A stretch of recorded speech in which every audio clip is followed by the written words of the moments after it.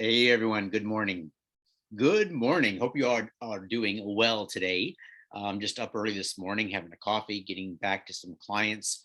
Got a lot of emails to get caught up on this week, but this one I thought it would be good to create a little video. You guys seem to like these when I answer clients' questions, and these are questions that come in directly as you see them. So I haven't edited them or taken anything away or added anything. These are just real questions from real clients looking to invest and own property in Belize. So for this particular client, you can see at the bottom there what her intention is. She wants to use the property as an investment property. All right.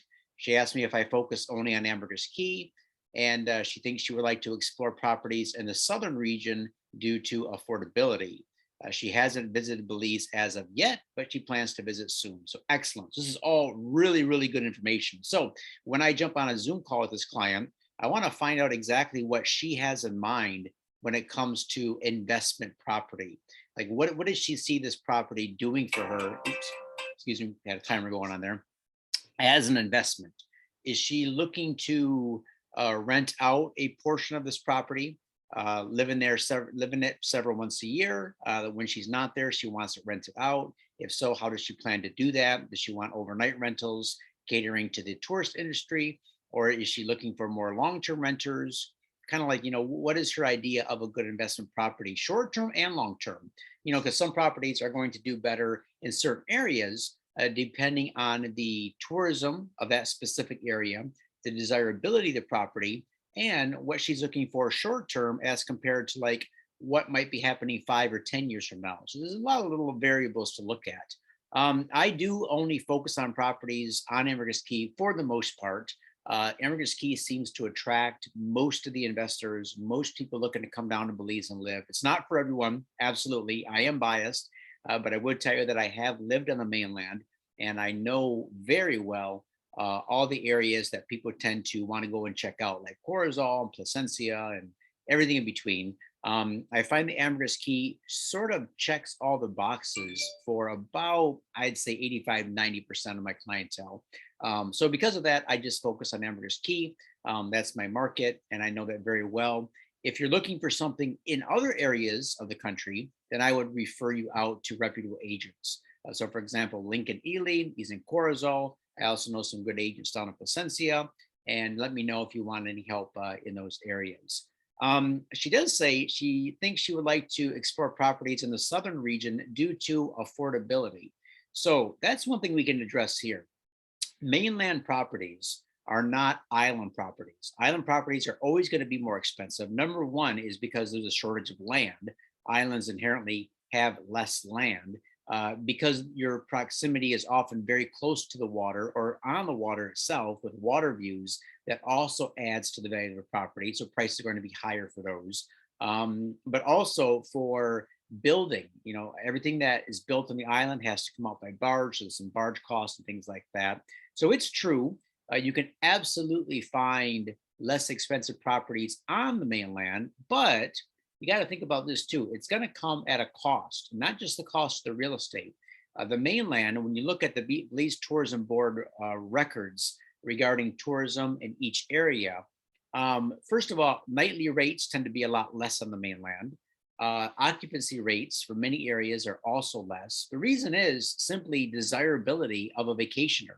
If you are saving up your pennies for you and your family to come down to Belize, and you're going to spend 7 to 10 days in Belize, then most likely your family is going to want to be in an area where they can see and do the most.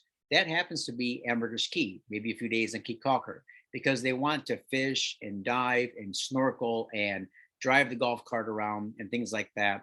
So because of that desirability of Ambergris Caye, it gets a much higher occupancy rate. Nightly rates are much higher, and all this can be confirmed by looking at the Belize Tourism Board reports. But that being said, if you have a personal preference, if you like the vibe of the mainland, and I have clients that do, they say, you know what, love Ambergris Caye, but for me, it's Placencia or Hopkins or Corozal. That just kind of fits my personality. Then 100% go for it. I mean, there's nothing, there's no right or wrong answer here, but don't just look at the mainland in terms of affordability. if it doesn't check all those other investment boxes or if it's not the vibe you want. And of course, she hasn't visited Belize yet, but she plans to visit soon. So let's get into her questions. Her top three questions are, in your opinion, do you think it's best to purchase a lot or land and build a home, or to purchase land with a dwelling already established? All right, so 100% purchase lot and land, vacant land in an area that you want to be, have your own home built. Why? Because most of the time, I'm talking, most 95% of the time in Belize, if you have a house sitting on a piece of land that's turnkey, ready to go, there is a large inherent cost of value there. There's a large value because it's sitting there, it's built, it's ready to go. That doesn't mean necessarily doesn't need repairs or refurbishing or some fixes, anything like that. It just means that now you have a house on a piece of land. Also, houses in Belize tend to have been designed and built for their previous owners' use and enjoyment. And that might have been dictated a lot by their budget. So they might have had to maybe skimp in certain areas to come in on their budget. So maybe you walk in and you think, wow, you know what? This is a nice house, but it's not for me. It's missing some character. It's missing some of the options that I would like to have in a home. So I would always recommend you look at the buying a lot and then having your own home built. First of all, it's going to be cheaper, but second of all, it's going to be exactly what you're looking for. And thirdly, you're going to have a brand new home at the end of it, right? So you're not going to have to put any money into repairs or maintenance or anything like that. Number two, is it expected that purchases are cash or is financing available? Okay, so as a rule, there is no bank financing for properties in Belize. As a rule, you can, in some instances, get bank financing. For example, Key Bank on Ambergris Caye, they will loan on certain types of properties. And the usual financing terms is about 50% down. The cost of the property, it's 50% down. Interest rates can vary, but they're often pretty high, 10.5 to 12%, and they have shorter AMs. So most are paying cash when they're purchasing a condo or a home. Now, where you can finance a bit is with land. Now, most of the time, you can find a seller who has a piece of land who is willing to offer seller financing, or a developer who is offering developer financing on land. It's less common to find a home or a condo where the seller is offering financing. Okay, just less common. So for this particular client, I would ask, what is your cash on hand? What do you have to work with? Is it 50 grand, 100, 200, 500,000? What do you have in cash? And then we can look at, okay, what is the best use of that cash? Is it to buy land and build, or is it to buy, mortgages or notes that you can use then to generate income to, pay rent somewhere? Is buying a property for personal use the best use of your money? Got to take a look at all that. But, to answer the question number two, most purchases are cash, while we also see a lot of vacant land being financed. Now, number three, typically, how long does the process take to purchase property in Belize? So typically, we're looking at around a 60-day close. So you put a property under contract, the due diligence is obtained from the buyer and seller, title search is done, transfer of land forms are signed, everything is said and done. Usually in about 60 to 75 days, we can close. You put 10% earnest money down up front. The balance is usually due at closing unless you're financing a deal. Right now, titles are taking 10 to 12 months to get back for the lands department. All right, so that's to get your physical title back. That does not mean, however, that you don't own the property for 10 to 12 months.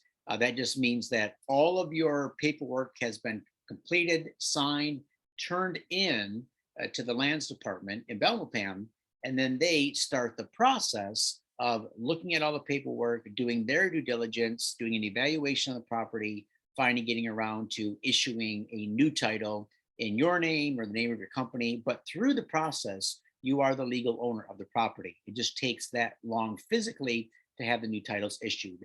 And we just received some good news this week that some titles that we've been waiting on for quite some time are actually coming through now. So we've got a lot of good news. So you see the smile on my face. The smile is because there were several closings that were held up due to this process. Some buyers have bought property with the sole intention of putting them back in the market with seller financing. These now are ready to go, so that's all good news. So listen, if you have any comments, questions, concerns, anything like this, let me know. I'll try to make a little video answering your questions. And yeah, hope these are helpful. So you guys take care. Love hearing from you. Hopefully we can do some business together, and we'll talk to you soon.